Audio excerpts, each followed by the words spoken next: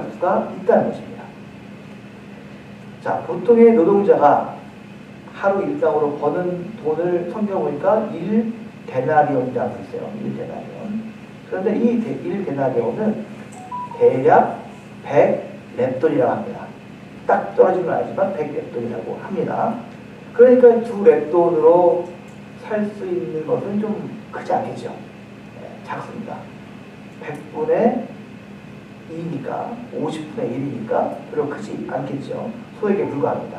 하지만 이 가난한 과부의 입장에서는 그 소유에 비해서 비율적으로 볼 때 전부를 헌금한 것이니까 칭찬받을 만하다. 이렇게 생각할 수 있다는 것입니다. 자, 이런 여러분들의 생각, 제 생각들이 확장을 해서 또 커집니다. 그러면 어떤 결론을 내냐 이렇게 할 수 있습니다. 자, 예수님께서 하신 이 헌금 평가에 대한 말씀, 이것을 성경에 기록하신 그 까닭이 무엇일까? 하나님께서는 왜 이 헌금에 대해서 기록을 하셨을까? 이 말씀은 우리들의 헌금 생활에 대해서 다시 한번 살펴보라는 것은 아닐까? 저 가난한 과부의 그 모습을 우리가 본받아야 되는 건 아닐까? 하나님을 진정 사랑하고 나의 구주로 믿는다면 나의 가장 좋은 것을 주님께 드릴 수 있지 않겠나? 우리도 오늘의 말씀처럼 저 가난한 과부의 모습을 본받아서 정성 어린 교회 와가지고 깜빡 잊어서 그냥 지가 들어가지고 그냥 꾸이꾸이 헌금을 할 수도 있고 오늘 안 하고 다음 주에 해야지 이렇게 하는 게 아니라 미리 정성스럽게 헌금을 하나님께 드리는 그런 성도가 되어보자. 이게 오늘의 결론이지 않겠냐. 그렇죠? 오늘 설교 끝났습니다.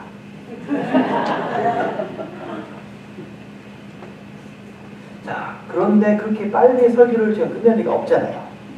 그렇죠? 네, 끝낼 리가 없습니다. 수많은 목사님들이 이렇게 설교를 하고 그렇게 우리가 설교를 듣고 있지만 과연 그게 맞는 말일까를 제가 태클을 한번 걸어 봅니다. 지난주에는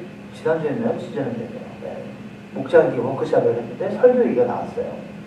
그런데 제가 그동안 전했던 설교가 좀 색다르다. 처음 들어본 게 많다. 이런 얘기를 들었습니다. 자, 제가 혹시 우리 SMP 장로교회 식구들을 놀래게 하고 싶어서 이렇게 설교를 일부러 그렇게 준비를 과연 했을까? 아니면 설교가 좀 졸잖아요. 지루하잖아요. 지루하지 말라고 좀 당황스럽기도 하고 놀라기도 하고 그렇게 하기 위해서 여러분 재밌게 하려고 그런 설교를 했을까 하는 것이죠. 아닙니다. 저는 그런 실력이 없습니다. 그런 실력이 없어요. 여러분들을 막 좌지우지 할 만한 실력이 없습니다. 그저 저는 교과서적인 성경 해석을 할 뿐입니다. 성경 해석에 대한 그런 주석서들이 얼마나 많겠어요. 그렇죠? 그 주석서에 있는 것들 중에서 제가 지금까지 공부하고 또 공부하는 그런 것들을 끄집어내서 그 중에 걸러서 소화시켜서 여러분들한테 한 것이죠. 지금까지 한 5개월 했잖아요. 5개월 동안 설교를 했는데 저 혼자만의 생각이 전혀 아닙니다. 그럼 이단되기 딱 좋죠. 그렇죠? 그렇지 않습니다.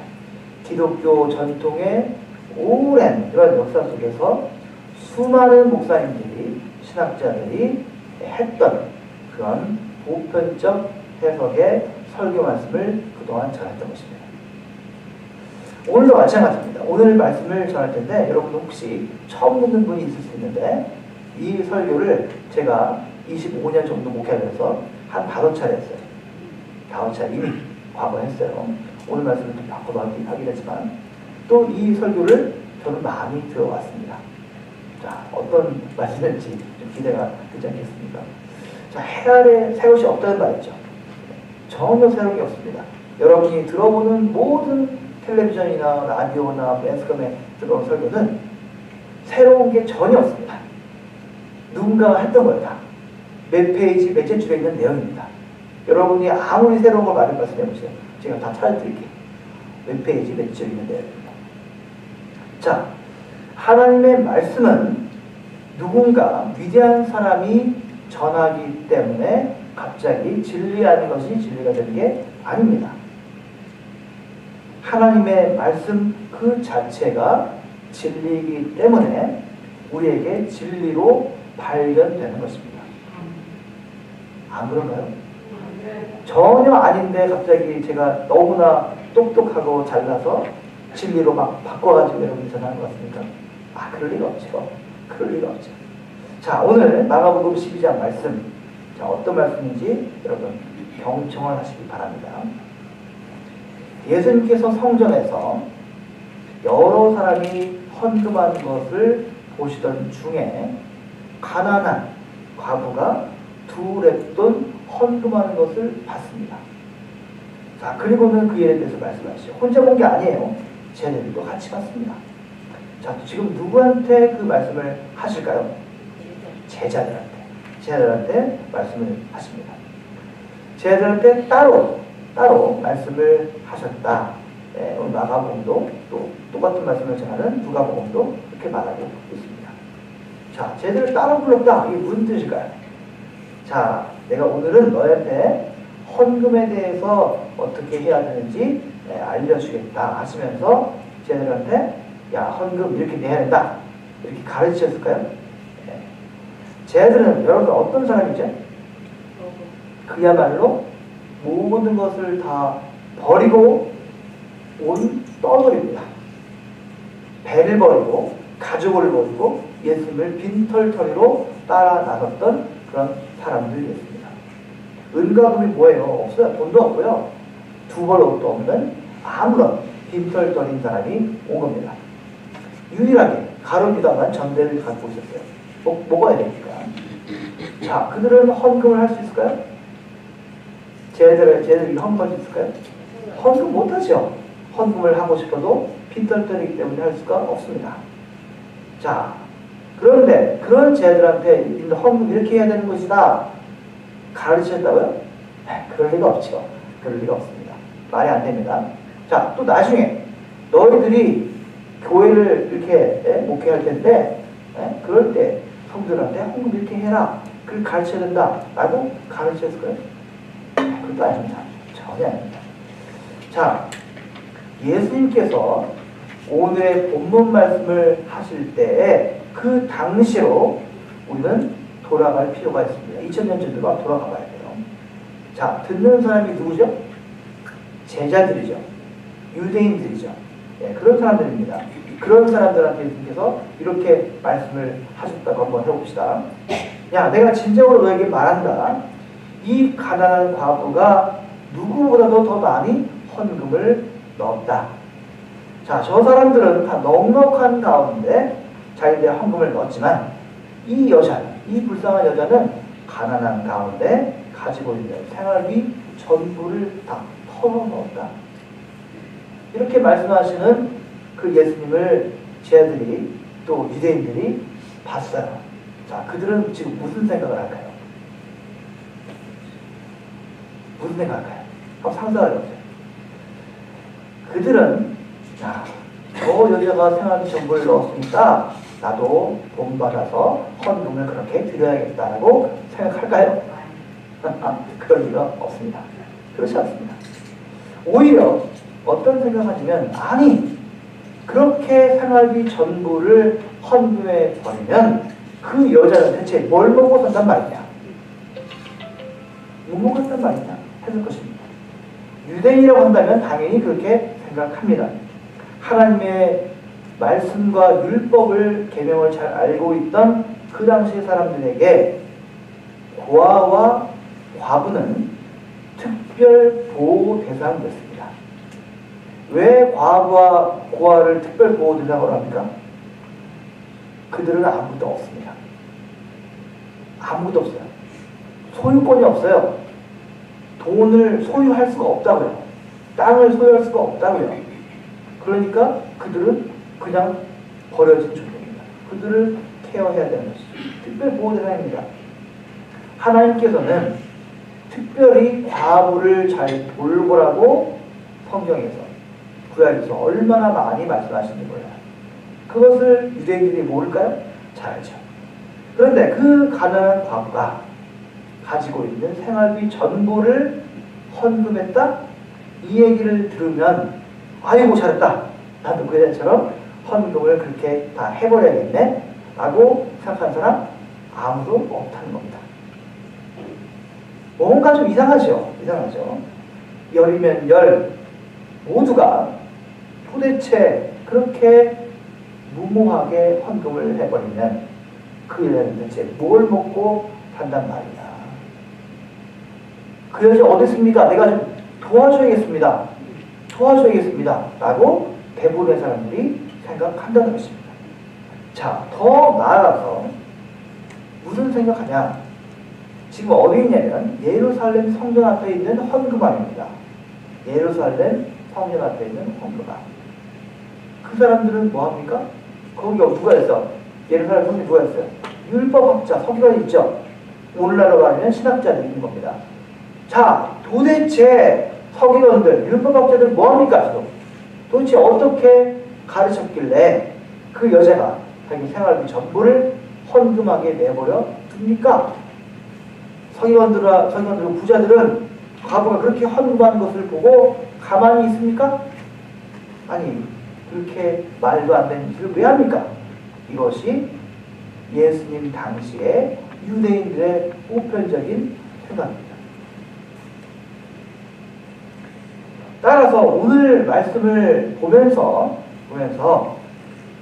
헌금을 하나님께 우리가 오늘 예배 시간에 드렸는데 헌금을 하나님께 드릴 때 우리의 마음 중심이 어떠해야 하는지를 예수님께서 지금 가르치신 것이다 라고 이 본문을 가지고 설교를 한다면 전혀 엉뚱한 말이다 이 말씀입니다.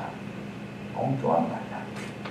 이 본문 말씀은 오늘 헌금에 대해서 말씀하시는 것이 전혀 아닙니다. 전혀 아닙니다. 이 본문 말씀을 가지고 헌금을 하나님께 드리는 자세에 대해서 정성에 대해서 가르친다면 한 사람의 목회자로서 참 당황스럽기 그지없습니다. 그렇게 엉뚱한 해석을 하는 목사님들을 보면 일부러 그렇게 하는 건가? 아니면 무지해서 그렇게 하는 건가? 여러 가지 의문이 생길 뿐입니다. 자, 그렇다면 제가 헌금에 관련된 부분이 아니라고 했는데 그래서 뭐를 말할 건가? 대체 뭡니까? 자, 말씀을 제대로 이해하고 해석하기 위해서는 이 말씀의 문맥을 잘 살펴야 됩니다. 여러분 책 읽는 거 아시잖아요? 책 읽을 때 문맥을 잘 살펴야 되죠. 큰 그림 속에 부분이 어떻게 지금 움직이고 있는가를 봐야 된다는 것이죠. 자, 오늘 말씀 12장 마가복음 12장 이 앞부분을 한번 보신 적 있어요? 앞부분 뭐가 나오냐면 예수님께서 서기관들을 책망하는 장면이 나옵니다. 서기관이 누구라고요? 예루살렘 성전에서 말씀을 연구하고 하나님의 계명을 연구하는 그런 신학자들입니다. 그런 사람입니다. 그런 사람들을 나무랍니다. 자, 그들은 누구보다 하나님의 계명을 잘 아는 사람입니다. 잘 아는 사람입니다. 제 전공이 3일체인데 3일체 가지고 20년 공부하면 얼마나 어떤 게 나올까요? 네? 수천 권의 책을 읽으면서 어떤 게 나올까요? 누구보다 잘 알겠죠. 누구 잘 알겠죠. 하나님의 계명을 서기관들이 너무나 잘 알고 있습니다. 그런데 문제 있습니다. 근데 그들은 높은 자리에 앉고 싶어하고 외식하고 기도를 길게 하는 것을 사람들한테 보여주고 싶어 했던 사람입니다. 하나님의 계명을 잘 알고 있을 뿐 그들의 삶은 전혀 다른 삶을 살고 있었다 이것입니다. 그리고 그들은 본문에 나와 있어요. 마가복음과 누가복음과 똑같이 과부의 가산을 삼키는 자들이라 했습니다. 과부의 그 재산을 삼키는 사람들이다 라고 표현되어 있습니다. 그 말씀 바로 후에 오늘 본문의 말씀이 있고, 그리고 13장으로 넘어가는데 13장에는 무슨 말씀이냐면 예루살렘 성전이 무너질 것이다. 무너질 것이다. 이렇게 예수님께서 말씀하십니다. 자, 무슨 말입니까? 서기관들, 이 율법학자들이 과부의 가산을 삼키고 그 가산을 빼앗긴 과부들이 돈이 없잖아요. 가난한 가운데 남은 게 2렙돈밖에 없네요. 근데 그 2렙돈마저 헌금함에 넣게 만드는 겁니다. 어떻게든 쥐어짜는 것이죠. 그러한 과부들을 그런데 돌보지 않아요. 서기관과 율법학자 당시의 사람들은 어떤 역할을 해야 되냐면 고아와 과부를 살피는 사람이었습니다. 그런데 그것을 하지 않았어요. 그 예루살렘 성전은 그 과부의 2렙돈을 마저 빼앗아서 성전을 치장하는데 꾸며지고 있었다는 것입니다. 그러니 하나님께서 기뻐하실까요? 네, 그럴 리 없죠. 하나님께서는 기뻐하실 리가 없습니다. 하나님께서는 그 성전을 내가 무너뜨려 버리겠다. 예수님을 통해서 말씀하실 겁니다. 즉 예수님은 헌금을 열심히 내라 강조하신 것이 아니라 당시에 사회 밑바닥 인생이었던 그 고아와 과부를 관리했던 그 율법학자 서기관들이 그들을 돌보지 않고 오히려 과부들의 가산을 삼켜서 자신들의 부를 축적하고 성전을 치장하는데 열중했던 이들에게 경고하신 겁니다. 그리고 결국 어떻게 합니까? 예루살렘 성전 무너진다. 그런 무서운 경고의 말씀을 하신 겁니다. 그런데 그 중간에 지금 들어있는 이 본문과 이 예루살렘 성이 무너진다. 이 중간에 들어있는 이 본문을 딱 떼어가지고 헌금 잘해야 된다. 그런 메시지로 해석을 한다면 대체 무슨 의도입니까?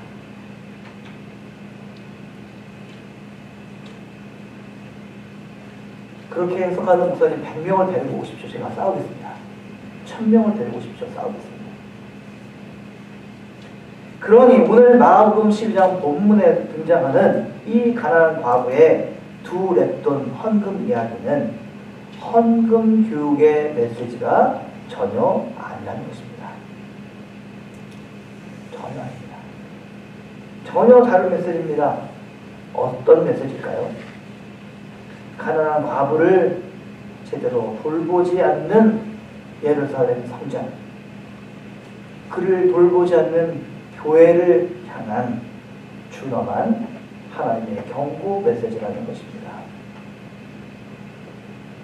그렇게 끊임없이 헛짓만 일삼으면 교회를 허물어 버리겠다 하는 하나님의 경고의 말씀이다. 이것입니다. 왜 오늘날 교회들이 이렇게 힘이 없습니까? 하향세잖아요. 네. 아침에 오는데 한 방송을 들었는데 작년 한 해에 한국의 전체가 아니라 몇 개 교단인데 그 교단의 신자의 수가 40만 명이 줄었대요. 코로나 때 줄은 그만큼 똑같이 또 줄대. 계속 줄대요. 왜 미국의 부자 교단들이 지금 계속 디클라인이죠? 디클라인입니다. 그게 문 많이 닫습니다. 자, 어떤 기독교 사회학자는 오늘의 유럽과 미국의 교회를 비판하면서 유럽의 교회는 그 교회를 박물관으로 만들어버리고 미국의 교회는 기업으로 만든다. 이렇게 비판합니다. 사람이 많고 재정이 많고 그렇게 해야 하나님께서 기뻐하시는 교회가 될까요?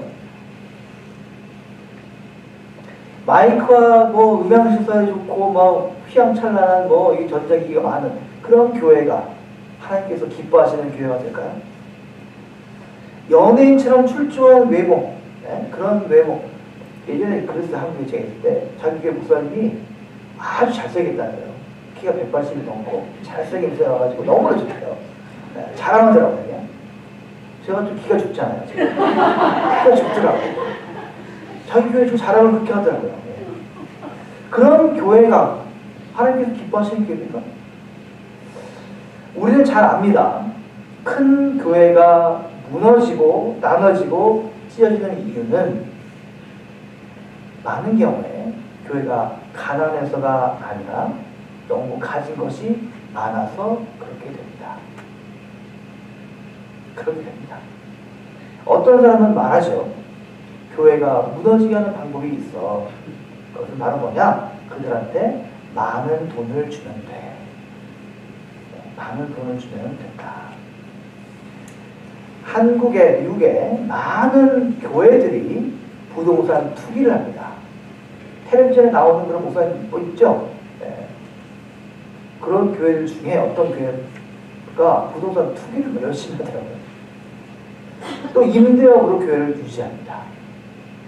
네. 임대업으로 교회를 유지합니다. 그들이 정작 해야 될 일들을 하지 않으면서 그렇게 합니다. 오히려 그런 교회들이 하나님의 일을 하기보다는 작은 교회들이 이웃을 섬기고 하나님의 뜻을 받들고 있습니다. 그러니 세상은 교회를 향해서 손가락질을 할 때 대형 교회들이 보이기 때문에 손가락질을 하는 겁니다. 작은 교회는 안 보이니까요. 자, 교회가 교회답게 되는 것은 하나님의 영이 함께 할 때입니다. 우리가 주님께서 기뻐하시는 교회인지 아닌지 그것은 나를 사랑하느냐 하시는 그 주님의 음성에 우리가 응답해서 그 말씀대로 살기 위해서 애쓸 때에 드러나는 것입니다. 가난한 과부의 두 맷돈마저 삼켜버린 채 그들을 돌보지 않았던 그 율법학자들의 죄를 물으시고 기어이 성전을 허무셨던 그 하나님의 준엄한 심판처럼 우리의 이웃을 우리가 돌보지 않고 나 혼자만의, 나 가정만의, 우리 교회만의 편안과 평안만을 추구한다면 하나님의 심판에서 피할 수 없습니다. 하나님은 결단코 우리의 죄를 물으실 것입니다. 우리에게 당장 지금 필요한 것, 우리 교회에 당장 필요한 게 무엇이라고 여러분 생각하십니까? 넉넉한 재정, 훌륭한 목회자, 훌륭한 충분한 그런 교인수라고 여러분 생각할 수 있겠죠. 물론 그럴 수 있습니다. 하지만 더 필요한 게 있는데 그것은 무엇이냐? 우리가 지금 무엇을 하고 있느냐입니다. 우리가 지금 어디로 가고 있느냐입니다. 이 시간 주님께서 우리에게 물으십니다. 너희들 지금 뭐 하고 있냐? 너는 나를 사랑하느냐? 베드로에게 물었던 그 질문을 우리에게 똑같이 물으십니다. 너는 나를 사랑하느냐? 너는 지금 무엇을 하고 있느냐? 여러분 그 물으심에 여러분 경청하시기 바랍니다.